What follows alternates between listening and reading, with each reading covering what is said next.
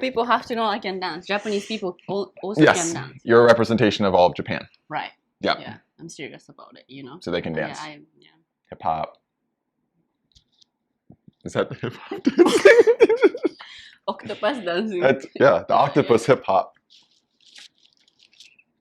Perfect. This is A Neighbor's Tale. Hi! Welcome back to his channel. Yes. Hi. Welcome back to A Neighbor's Tale. I'm here with the lovely Miku from Miku Real Japanese. This is a big deal. Is it? Yeah, it is. Okay. So the plan was to have like lead ups to this. But I didn't think you'd be the second person I would be having a conversation with. So, short version, big reason why I'm even doing this is because of her.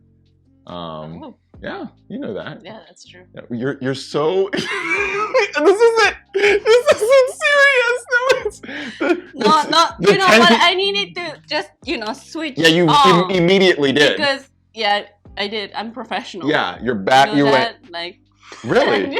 I was an inspiration. We just interviewed each other with bananas. Do you want to record an interview? Yes. Yes. Okay. Okay. Continue. You're very humble, but you've made tremendous accomplishments in such a short span of time. Yeah, I know it's hard to receive compliments, but you have, right? You've busted your ass. You know where you're at, how you got there. It's an amazing story. To kind of dive a little bit into it, without revealing everything, right? Because it's something that, so, graduating from college and then that transitional period of, you went to Mexico. Yeah. But what was kind of going in between that time? Like in a third year of university in Japan, you have to start looking for a job. Right. Okay, that's when I came back from Spain because I was studying Spanish in Spain. So I came back, and everybody else was looking for a job, wearing suit, and they had to, dye their hair black, and they have to learn how to like promote themselves and everything like that. And I tried. Okay. I tried to go into the seminar room. Yep. And I saw everyone like taking notes seriously and stuff. Right. I almost like threw up. Got it. It's very cookie cutter, very robotic. Yep. I was like, oh my God, I have to get out of here. I can't. So I really did. Yeah. Got out of there, and I never did job hunting because it didn't feel aligned with me or with what I was going through or what I think I want to do with my life. Yeah. So I didn't do that, and instead I thought I want to learn English seriously, so I can like travel and I can work in another country too. So I started watching Friends. Hey! And it... No, I'm sorry. I was about to do the theme song, but No. We can't afford the rights. Come back. Yep. I started to work. I didn't have a like official contract, but I started to work for a Japanese ryokan, which is like Japanese styled hotel in Hakone. It's like a really famous area for onsen, hot spring. Okay. And I was attending foreigners from other countries, tourists. Okay. So that's how I improved my English. And then I saved some money. And you know what I was like, do I want to live like this for the rest of my life? Do I want to... Right. This is just a temporary season, right? Like I just want to save my money. And I was going to get out of Japan and find something I want to do. So, taking you back to where I was in Spain. When I was in Spain, I attended Spanish class, right? And the teachers were like shining. They were so passionate. They were so happy teaching Spanish to students from all over the world. And I was like, oh, I want to do that. They look shiny, you know? Yes. And I came back to Japan and I took the license. I took the course to get to become a Japanese teacher. But I was kind of like, oh, I don't know. Like everybody told me that teaching Japanese is kind of tough, you know. Okay. Yes. It doesn't pay well, you know. And I'm not hearsay. ready. I'm not ready to pursue that. Sure. But there was a moment where I went, do I want to keep living like this? Do I want to follow my like real passion? Or there's a risk, you know. Of course. Not everybody around me got a good job, stable job, and they're, you know, building their life, and I'm there with no like official contract with any company, like traveling. But I was like, I wanna pursue that. I wanna become a Japanese teacher. So, and I was going through this website, like a job offering website. Something like that. Yeah. And I found one in Mexico. Like Mexico, that sounds fun. Okay. You know, I can speak Spanish. So I applied for that and I got a job. So that's how I went to Mexico. It's almost like there's a set path for what we know as sort of socially what's been established as sort of that set path of, you know, elementary school, you know, middle school to high school. Some people go to college, some people don't, to each their own. Yeah. But regardless of that period of schooling, right, then it's into the big boy job, the big girl job, right? Of okay, I majored in this subject and now I've transitioned to this. And you know, I think no matter where you're at, there's always this social agenda of what you're supposed to do. How did you sort of overcome that feeling of knowing what everybody else is supposed to do, including yourself, right? And then you're going kind of against the fray, against the grain, if you will, and kind of, you know, you're saying like, I just did it, but I'm sure that there was some, you know, still a mental barrier you had to push through. So how did you kind of overcome that? I struggled a lot because no one around me was doing what I was doing. My sister was, and also like people I met in other country, like in Spain. I was traveling too, like when I was in Spain. So I met a lot of people and I loved interacting with other people.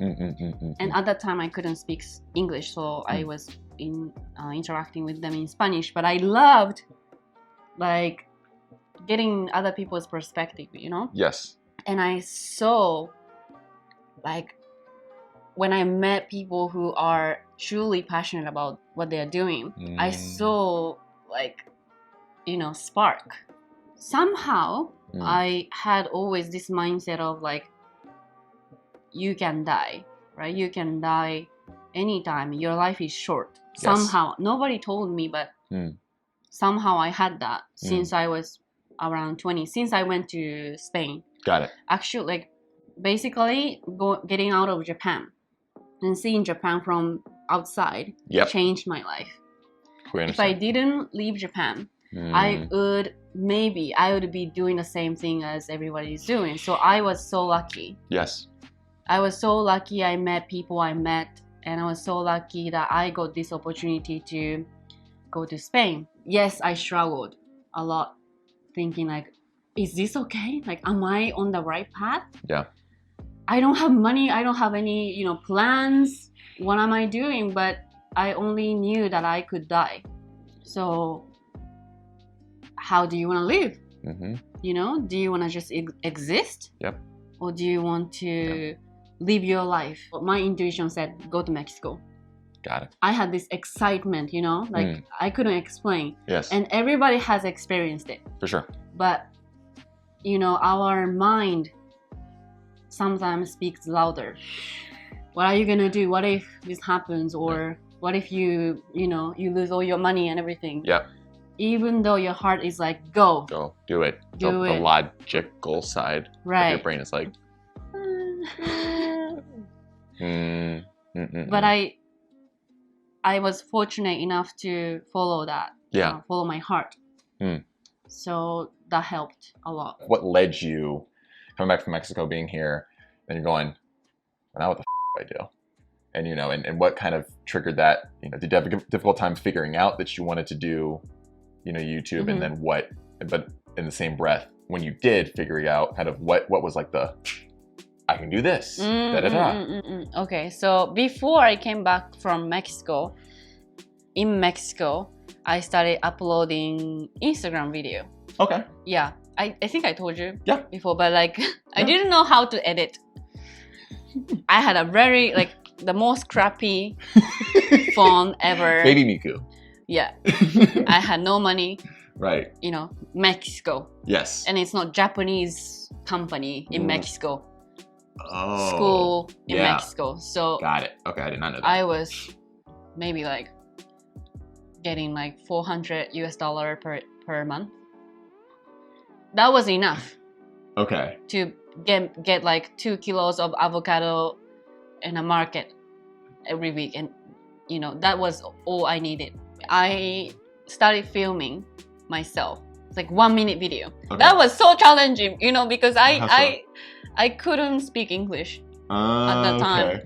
So in order to make 1 minute video, it took 1 hour and a half sometimes. Okay. And I didn't know how to edit, so I just used paper. Yeah.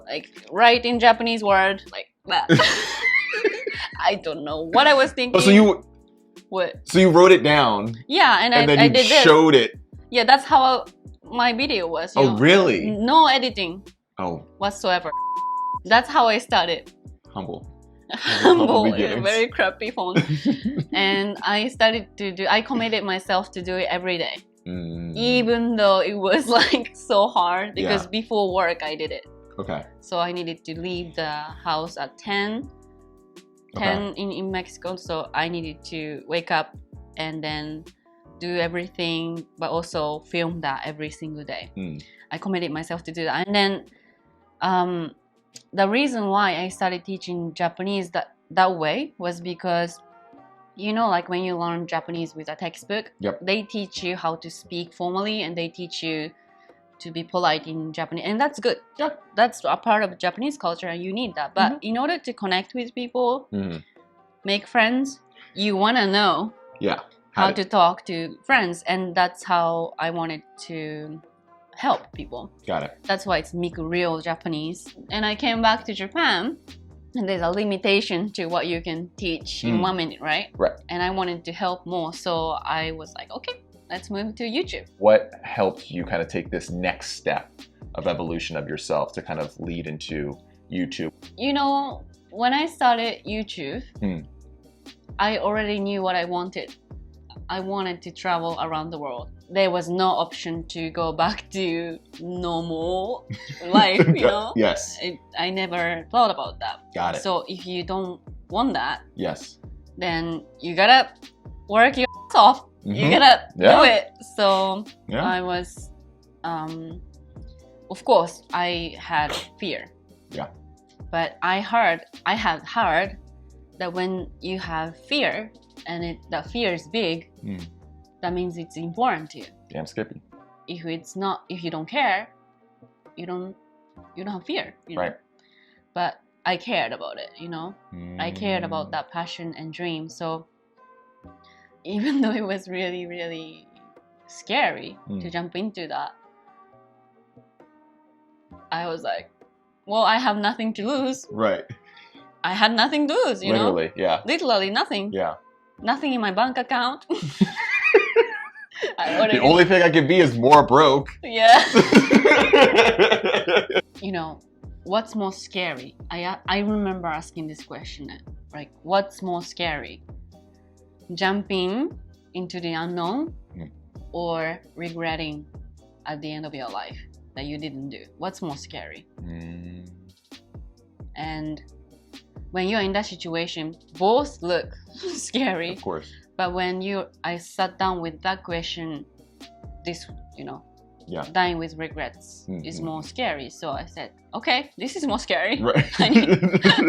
Both are scary, but this is less scary for me. Right. So let me, do it. What are some of the cultural differences in whatever form that you experienced, and how did you sort of overcome it Actually, when I went to Spain, I felt more of myself.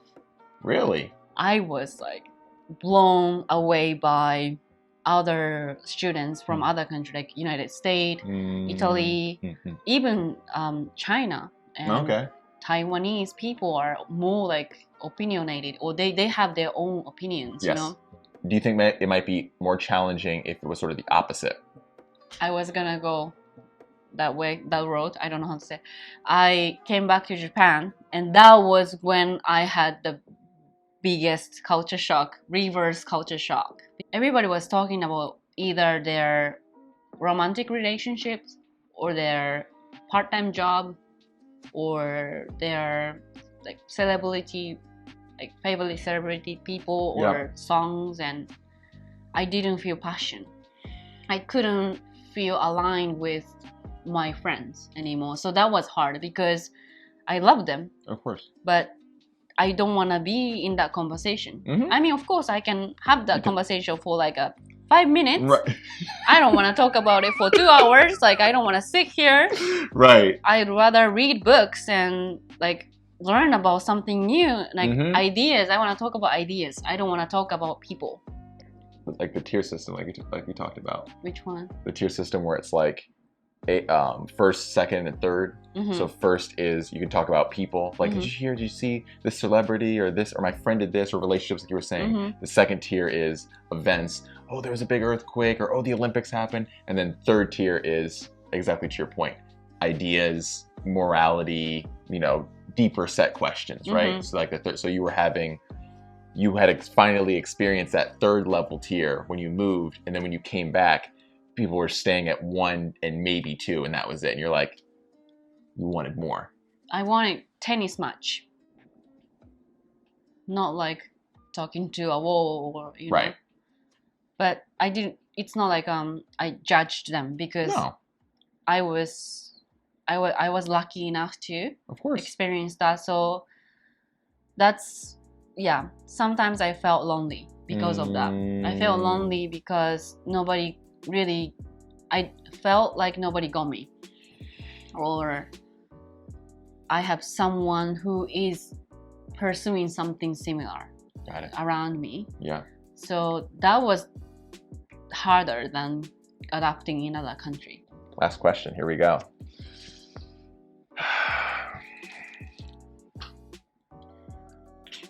What's your favorite color? No.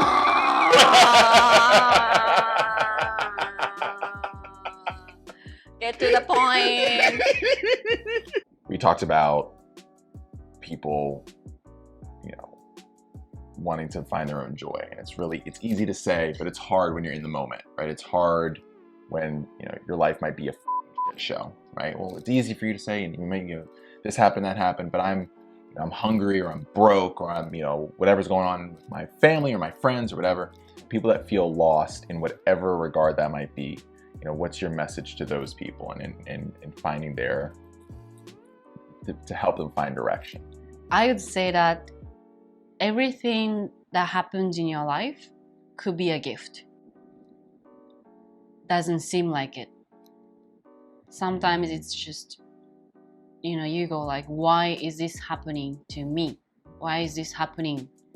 What's what did I do to deserve this? Or why life is treating me like this, right? And when you are in that tunnel, you cannot see the light. You cannot see what's coming after. So you go, I don't know where to begin or where to go. But I'm sure that you learn something from it. There's something you learn from it, and that's gonna become your superpower when you get out of the tunnel. And that's so, like, you know, sounds so cheesy, so cheesy and corny and stuff. I know, like that. everyone would feel like, oh my god, you're just, you know, talking superficial thing maybe. But I have been in a tunnel. I have experienced pain, I have experienced struggle, and I cried a lot during difficult time. I lost, you know, myself, and I didn't know who I am, right? didn't know who I was, didn't know who I wanted to become. It's difficult to see it as a gift when we are going through that, but nothing lasts forever, including your life. Your problems, they are clouds. How do you say? These too shall pass. Yes, that's what they these say, too shall right? pass, yes. So nothing lasts forever, and there's a season in life, and I learned this from nature. Because in Japan we have 4 seasons, right? So you see trees, and they change color and they fall gracefully. And sometimes we are in a winter. Sometimes we want to flourish, but we can't, right? Because that's where you prepare for the spring, right? Yeah. Nature teaches us more than anyone, I think. And when I was walking around the park, when I was going through depression, I saw trees, leaves fall, and I'm like, maybe I'm letting go of something that I don't need anymore, so that I can flourish when spring comes. Yeah. Maybe I'm preparing something. If you are going through something difficult right now, it's not going to last forever, and you are you, and that's the most precious thing in the world. So please keep on being you, and know that you are enough. Thank you very much. Yay! Yay! Now we can bring banana. Yeah, okay. What is this? That was a microphone. This has been a neighbor's tale with Miku, real Japanese. That's what this has been. Thank you so much, guys, for watching. And we'll see you in the next video. Yes. Please, I can't do this. Jesus. Please hit the subscribe button if you liked it. And I want to know what you think about this conversation. So please leave the comment. That's going to help this channel grow. Like, subscribe. Don't hit the bell icon because we're not there yet. Please go check out, you probably have already, but please go check out Miku's channel, her podcast, everything she does. Okay, put the banana down. No banana. Stay there. She's amazing. She's incredible. The stuff that she's hit upon just now is elaborated and really brought fully to life in her podcast. And I've, friends that I know that have listened to your podcast at times, because it's not just it's about life. A lot of it is so much about life, and you've helped people that I know, like as of recently, get through hard times, just through listening through it, because of how expansive your mind is, because of your take on life, because of your positive energy, your vibe, just everything. So it's resonated with people, even people you don't even know. Wow. So please check her out. Give her all the love and support. She makes incredible content, incredible videos. She's a wonderful person, period, in general. And thank you so much. Stop it. Thank you. Sayonara. Hey there, neighbors. Hope you're doing well. So yeah, that was Miku with Real Japanese. Hope you enjoyed. She was a big sport coming out, being able to do a quick interview with us. So really appreciate it. That being said, if you did enjoy that video, let me know. I can definitely release the full unedited version. I had to cut out a lot. It was like an hour and a half. But just to make it more digestible for y'all, I cut it down to about, I think, like just over 25 something minutes. So anyway, yeah, let me know about that. That being said, there was a section of the video that was more so kind of us having a back and forth conversation and less about her experiences. So I didn't include that at all, but she twisted my arm and she was like, why don't you include that? Like, that would be cool. So I made that a separate video for y'all to watch. So please give it a look-see. In the meantime, please like, comment, and subscribe. If you have any questions for future neighbors that I'll be interviewing, let me know. And if you have any questions in general, just let me know. whether it's about living here, working here, visiting. I know the restrictions are going to be relaxing a little bit in Japan, so yeah, whatever you got for me, let me know. In the meantime, be good, be safe, please, and have a great day. And as Diego Ramirez once said, don't be a dick. Don't be a dick. All right, bye.